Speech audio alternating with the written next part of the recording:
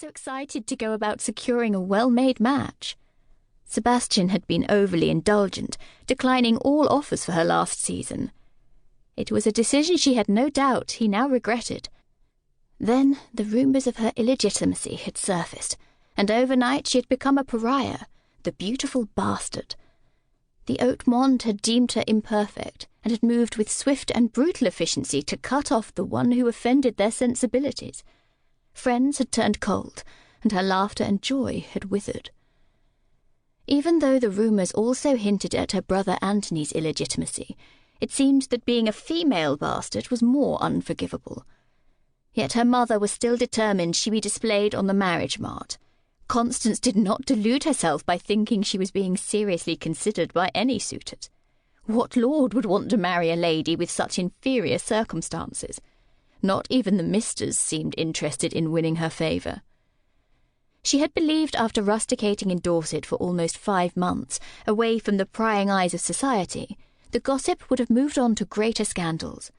But she had been in London now for almost 3 weeks, and not one of her many former friends had presented themselves at the townhouse in Grosvenor Square.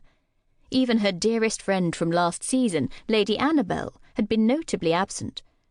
Constance had written to Lady Annabel while in the country, but after her reply demanding to know the truth of the rumours, no further correspondence had followed.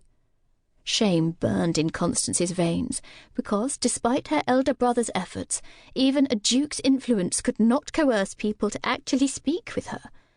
The only people at tonight's ball who had conversed with her, apart from her sister-in-law, Lady Philippa, were the host and hostess, and their reluctance had been clearly evident. A deep ache burgeoned inside her. Her life had become so tedious. For enjoyment, she had been reduced to watching others enjoy themselves. What was Lady Lawrence thinking, inviting her? Her brother is the Duke of Caledon. Lady Lawrence may have had little choice, another voice muttered. Constance wanted to turn around to identify the speakers, but she focused instead on the dancing couples. Don't you mean half-brother? Her breath hitched. The mocking laughter and twittering grated on her nerves. She wanted to lash out and hurt them as they had hurt her. But she knew a lady did not behave in such a manner. And while her mother had failed to inform her of her true parentage, the Viscountess had raised a lady. With deliberate movements, Constance walked away, heading toward the refreshment table. She did not have much of an appetite, but she needed something to do. She selected a plate and put a few bite-sized morsels on it. She stiffened as she heard another cackle of whispers from a group lounging idly by. Her shoulders relaxed when she realised for once they were not discussing her. "He is so devilishly handsome," an unknown voice gushed. "Shh!" Lady Felicity giggled. "Not so loud." Then she imparted her own juicy titbit. "They say he killed a man in the Orient." The gossiping ladies gasped in unison, then went silent as if they could hardly breathe. "I do not believe it," the unknown voice proclaimed, as if declaring it to be so would make it a fact. "My brother says he is very wealthy and a good catch." They gasped again, scandalised. "Oh, Marianne, only you would dare admit such a thing. They call him the Lord of Sin for good reason." Someone giggled.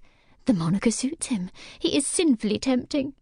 Constance gritted her teeth, for while they whispered about them both, the Haute Monde hated her, yet reluctantly loved him.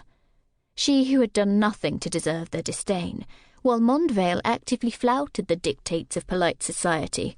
It was so unfair. Lady Felicity continued caustically. "Mother says he is a degenerate, and if any young lady were to dance with him, she would certainly be ruined. He is nothing but a common gambler. He is not fit for the title, but look at him. One would think he had inherited the title at birth rather than by accident." Constance's disgust threatened to choke her. An accident. Mondvale had been the next in line to inherit, whether he had been several times removed or not. It was the rule of primogeniture, but apparently that did not matter. She knew what they saw, the self-assurance and the arrogance that was normally only inbred from birth, and they resented him for it. He cut quite a commanding figure. Generations of aristocratic breeding evident in every inch of his bearing, despite not being an entitled eldest son. She realised it was the